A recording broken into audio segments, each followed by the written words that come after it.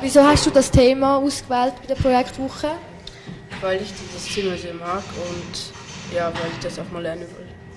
Was hast du alles gelernt? Eine Software zu installieren und so eine Pinballmaschine zu entwickeln. Hat das dir Spaß gemacht? Ja, sehr viel. Was hat dir am meisten Spaß gemacht? Zu spielen. Kannst du uns erklären, wie das funktioniert? So, im Prinzip fängt es so an, wenn er angeschaltet ist. Und dann kann man da zwischen verschiedenen Spielen auswählen. Und ja, zum Beispiel gibt es da Scared Stiff oder Medieval Madness oder Funhouse. Also ein Scared Stiff, das ist, glaube ich, das Beste. Dann drückt man auf Start. Jetzt sollte es eigentlich funktionieren.